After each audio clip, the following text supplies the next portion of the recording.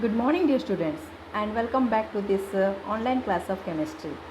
Here I am going to discuss a new chapter, that is electrolysis. This is your sixth chapter of your chemistry book. So let's start. What is electrolysis? Electrolysis consisting of two words. One is electro and lysis. Electro means the flow of electrons or electricity and lysis means the separation. So you can say that electrolysis is a chemical decomposition of electrolyte by using direct current. So let's discuss what is electrolysis. Electrolysis is the decomposition of an ionic compound by passing electricity through its molten state or in its aqueous state. Remember that compound must be in its aqueous state or in that molten state. So what is aqueous state? Aqueous state means the substance which is added in that water. Okay, that means water will be added to that substance and form a solution. And what is molten state or fused state? That means the substance, when you give the temperature, it starts to what? Melt. That state is known as what? Molten state. Okay. So what is electrolysis? Electrolysis is the decomposition of a chemical compound when you provide that electricity in its aqueous state or in that molten state. And during the electrolysis, what happens? That chemical change will be take place. Because what happens? New substances are produced when you give that electricity. Okay. And see, here you can find out one figure is there. That is that what? The process of electrolysis. So this beaker, okay, this is made up of glass and this is known as electrolytic cell. That means, what do you mean by electrolytic cell? That means the apparatus which is used for electrolysis is known as a electrolytic cell. So we now find that electrolysis is a chemical decomposition of electrolyte when we will provide that electric current. So what is electrolyte? Electrolyte means what? That means it conducts electricity. So what is electrolyte? Electrolyte is a chemical compound which is breakdown by providing electricity. Understood? That means it is a chemical compound. It will be breakdown when you provide that electricity. For example, you will take that sodium chloride. Okay? When it will be conduct electricity, what happens? It produce Na plus Cl minus ion. Let another example, hydrogen chloride. Okay? When it will be conduct electricity, what it produce? H plus Cl minus ion. That, see, remember here this sodium chloride or hydrogen chloride, this electrolyte must be its aqueous state or in that molten state. Then only it will be conduct that electricity. Okay. That means electrolyte are the chemical compound which is breakdown by providing electric current. So these electrolytes are of two types. Okay. One is strong electrolyte, another one is your weak electrolyte. Okay. Strong electrolyte and weak electrolyte. So let's discuss what is strong electrolyte and weak electrolyte. Strong electrolyte means these are that already we discussed that electrolyte means what? Conduct electricity. Okay, that means strong electrolyte are the substance which are completely dissociate into ions when it dissolved in water. And what is weak electrolyte? That means they are partially dissociate into ions when they are dissolved in water. So let us discuss what is completely dissociates and partially dissociate. For example, say here strong electrolyte, that is the example of sodium chloride. Okay, NaCl. When it dissolved in water, okay, what it produce? Na plus Cl minus ion. That means here what happened? Completely dissociates. That means how much of sodium chloride molecules are there? When they will be dissolved in water, they will be dissociate what? That much of Na plus Cl minus ion. That means completely dissociates. But what is partially dissociate? That means, for example, acetic acid, okay, or formic acid. What happened? How much of formic acid molecules are there in its solid state? When they will be dissolved in water, they do not provide that much of ions of formic acid. Okay, understood? That means that much of ions you are not getting. That means they are partially dissociate. They conduct electricity, okay, but they they produce partially dissociate. They will partially dissociate into ions when they will be conduct electricity. Clear? And this what are the examples of strong electrolytes? Strong electrolytes means they include that strong acid, strong base and strong salt. And what are the example of weak electrolyte? Weak electrolyte means they include that what? weak acids, weak base and weak salts. Okay. So what is strong acid? You know that acid means what? When they will be dissolved in water, they produce H plus ion. And what is base? Base means what? They will be produce OH minus ion when they will be dissolved in water. Okay. And so this strong acid means what? Hydrochloric acid, sulfuric acid, nitric acid. Okay, these are that what? Strong acids. They are completely dissociated into they produce H plus ions. Okay, and what are the strong base? That is sodium hydroxide and potassium hydroxide. So these are that what? Examples of strong electrolytes. And what is strong salts? How can you find out? For example, see here sodium chloride. Here what happened? That means the salt must be combined. The one component of the salt must be combined contains that strong acid or that strong base. For example, see hydrogen chloride. You remove hydrogen and put sodium Na. So here what? Na is a strong base, sodium hydroxide, and chlorine is the strong acid. So that strong salt is strong salt. Like this, you will take that sodium sulfate. Okay, sulfate is that what? H2SO4. Okay, that is means it is a strong acid and sodium is a strong base. So it is an examples of what? Strong salt. That means one of the component of the salt must be contained that strong acid or strong base. So these are the examples of strong salt. Okay, that means strong electrolyte. And what are the examples of weak electrolyte? Weak electrolyte means that weak acid, like all that organic acid, that is formic acid and acetic acid. Okay, and what is the weak base? Weak base are that ammonium hydroxide. You can take that calcium hydroxide. Okay, and what are the weak salt? That means ammonium chromate, lead acetate. These are that what? Examples of weak electrolyte. So what you find about the strong electrolyte and weak electrolyte? Strong electrolyte are the substance which will be completely dissociated into ions when it dissolved in water. And what is weak electrolyte? Weak electrolyte are the substance it will be partially dissociated into ion when it dissolved in water. Okay. So next we will discuss about that what is non-electrolyte. Non-electrolyte means these are the substance which do not conduct electricity either in its aqueous state or in that molten state. That means they never conduct electricity. Okay, even in that aqueous state or in that molten state. All that what? That is that covalent compounds. These are the examples of non-electrolyte. That means they do not conduct electricity. Okay, when they will be dissolved in water or in that molten state also. For example, carbon tetrachloride. You can take that what? Alcohol, kerosene. Okay, or carbon disulfide, benzene, cane sugar, glucose, sucrose. Okay, these are that what? Examples of non-electrolyte. That means they do not conduct electricity in its aqueous state or in that molten state. Okay. So now we'll discuss that what are the non-electrolytes. Now we have to discuss what are the terms related to that electrolysis. Okay, already we discussed that electrolysis. Electrolysis means what? That means it is a chemical decomposition of that electrolyte when electricity is passed through them. Okay, and already discussed electrolytic cell. Electrolytic cell means what? The apparatus which is used for that electrolysis. Okay, and it is made up of what? Glass. So this is known as what? Electrolytic cells.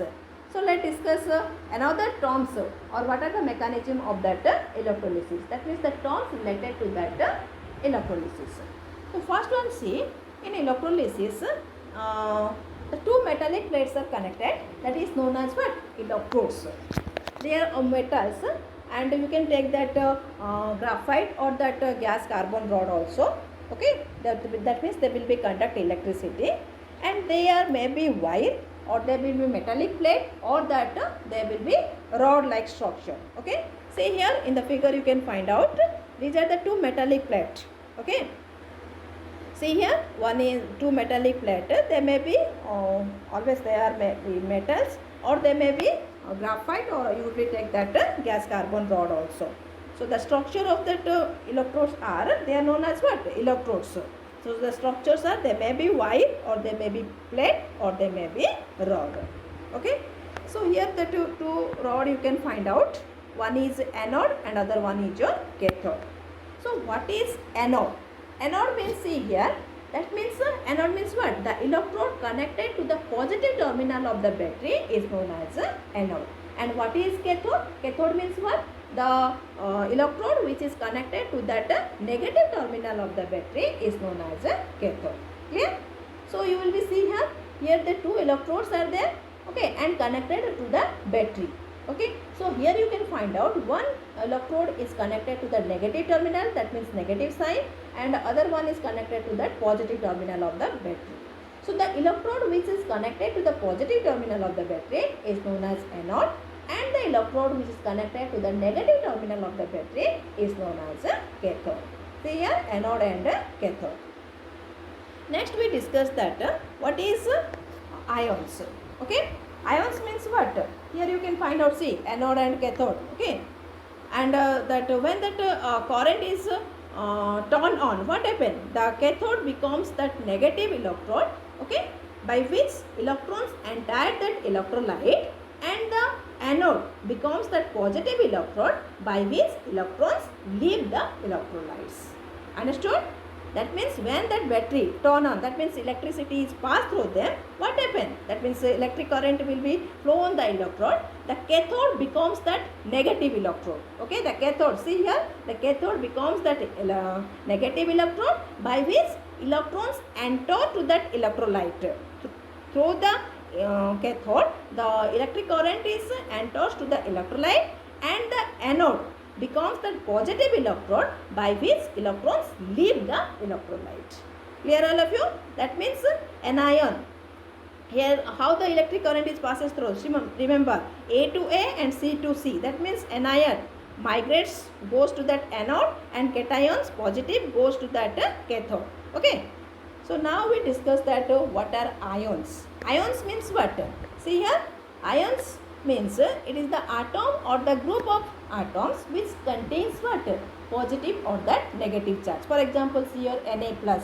Okay, that means what? Positive cation, sodium cation, chlorine minus, that means chlorine anion. Okay, ammonium plus, that is ammonium cation, sulfite, that is what? Sulfite anion.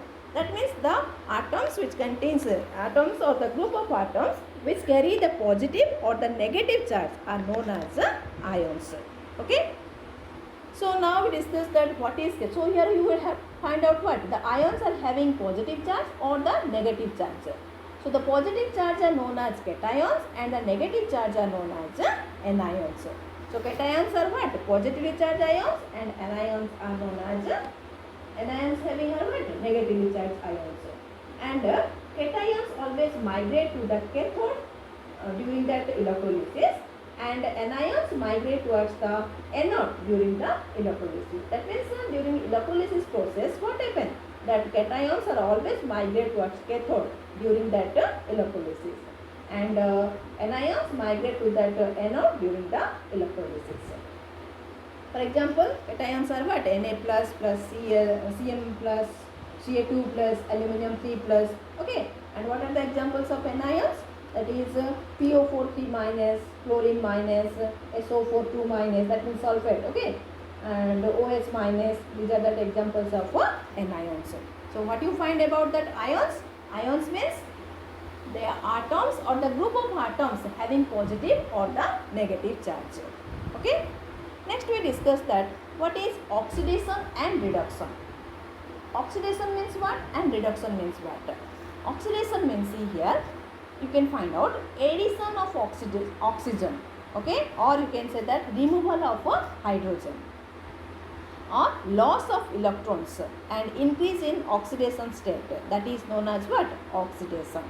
And what is reduction? Reduction means removal of oxygen, addition of hydrogen, that means opposite of oxidation. Okay, and gain of electrons and decrease of oxidation state. These are the definition of oxidation and reduction. Okay, what is oxidation? Oxidation means loss of electrons. Okay, or you will be add the oxygen and removal of hydrogen, and oxidation state will be increase. Okay, and what is reduction? Reduction means removal of oxygen and addition of hydrogen and gain of electrons, and oxidation state will be decreased. That is known as what? Reduction. Okay, so let's discuss that. You will see here what is oxidizing agent and reducing agent. Okay, see here you can find out. So some agent will be help us for oxidizing and for that reducing. See here, this is water, that is copper oxide plus hydrogen. Here you can find out, see, copper oxide plus hydrogen, when they will be reacted, produce what? Copper plus water. That means copper is removed from copper oxide, and what happen? It produce that water. That means oxygen will be added. Okay, that means oxygen is added here. So copper oxide is reduced to copper oxide in the reducing agent. Okay, now copper oxide, because it is reduced. Okay, and here what happen? Oxidation. Hydrogen is oxidized and add to that oxygen. Okay, hydrogen is also known as what? Reducing agent. That means here copper is reduced. Okay, copper is reduced and it produces what? Copper oxide is known as what? Is the oxidizing agent. Okay, and here what happen? Hydrogen, oxidation of hydrogen is oxidized. So H2 is the reducing agent. Okay, so let's see here some example of oxidizing agent and reducing agent. See here, bromine, chlorine, then concentrated sulfuric acid, nitric acid, oxygen, potassium manganate, okay, potassium dichromate, hydrogen peroxide. These all are what? Example of oxidizing agent. So what you find about that oxidizing agent? That means that agent is one that oxidize other substance by either by accepting electrons or by providing oxygen. Okay, this is known as what? Oxidizing agent. Clear? And what is reducing agent? Reducing agent means that it is the agent is one that reduce other substance by providing electrons or by providing hydrogen. Okay, this is known as what? Reducing agent. So what are the example of reducing agent? Carbon, carbon monoxide, hydrogen, hydrogen sulfide, okay, and potassium iodide, ammonia, sulfur dioxide. These all are the examples of reducing agent. Clear? So these are the difference. That means oxidizing agent and reducing agent. Okay. So these are the terms related to that what? Electrolysis. That means already we discussed electrolysis is a chemical decomposition of what? Ionic compound by providing electricity, by providing direct current. And what is electrolyte? Electrolyte means it is a chemical compound which is breakdown when we provide that electricity. Okay, and what is electrolytic cell? Electrolytic cell means the cell which is used for that electrolysis. Okay, that is known as electrolytic cell. And in the process of electrolysis, two electrodes are there. Okay, what are the two electrodes? One is cathode, another one is anode. Cathode means the electrode which is connected to the negative terminal of the battery, and anode means the electrode which is connected to the positive terminal of the battery. Okay, and during that electrolysis, what happens? Always the cations. Okay, the cations are always migrate to the cathode. Okay, during the electrolysis, and anion always migrate to that anode. Okay, and what is ions? Ions means they have the atoms or the group of atoms which carrying that positive or the negative charges. And what is oxidation? Oxidation means that the loss of electrons, addition of oxygen and removal of hydrogen. Okay, and oxidation state will be increased. And what is reduction? Reduction means that addition of hydrogen, removal of oxygen and gain of electrons, and the oxidation state is decreased. That is known as reduction. Okay, and what is oxidizing agent and reducing agent? Oxidizing agent means that is the agent is one oxidize other substance by either accepting electrons or by providing oxygen. Okay, and what is reducing agent? Reducing agent is that one that means they will be reduce other substance by providing electrons or providing hydrogen. Okay, so these are the terms related to that electrolysis. So today these are that all about that today's videos. that is introduction to that electrolysis. So thank you, goodbye and take care.